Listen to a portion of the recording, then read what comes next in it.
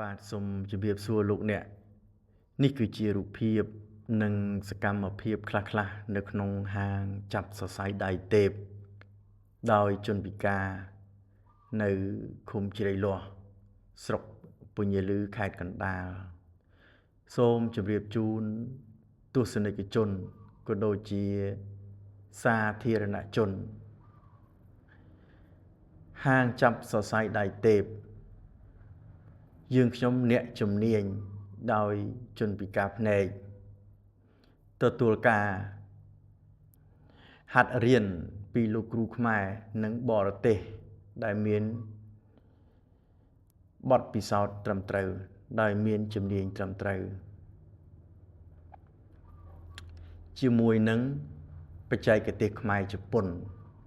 បាទលោកអ្នកបើយើងគិតទៅរៀបរាប់ទៅតាំងពី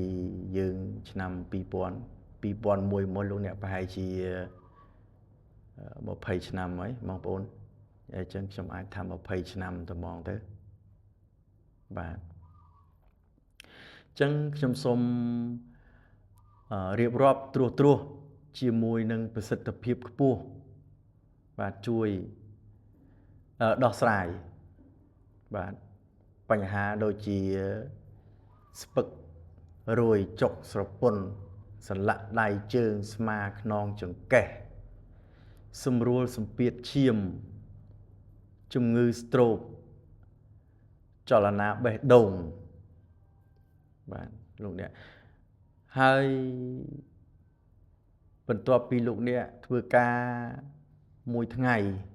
មានអារម្មណ៍ថានឿយណាយនឹងការងារដែលថា stress នឹងការងារនៅក្នុងការគិតច្រើនសូមលោកអ្នកមកទទួលការព្យាបាលដោយម៉ាស្សាជាមួយនឹងក្រុមការងារដោយមានជំនាញនិងបច្ចេកទេសខ្ពស់បាទដោយមានបទពិសោធន៍និងក្រុមសិលធម៌ល្អបាទបន្ទប់បំពាក់ដោយម៉ាស៊ីនត្រជាក់ហើយបរិយាកាសស្ងប់ស្ងាត់ល្អបាទលោកអ្នកសូមទំនាក់ទំនងរៀងរាល់ម៉ោងធ្វើការម៉ោង8ព្រឹកដល់ម៉ោង8ល្ងាចបាទចុងក្រោយសូមជូនពរលោកអ្នកមានជ័យជំនះរៀងរាល់ភារកិច្ចបាទសូមគោរពអរគុណ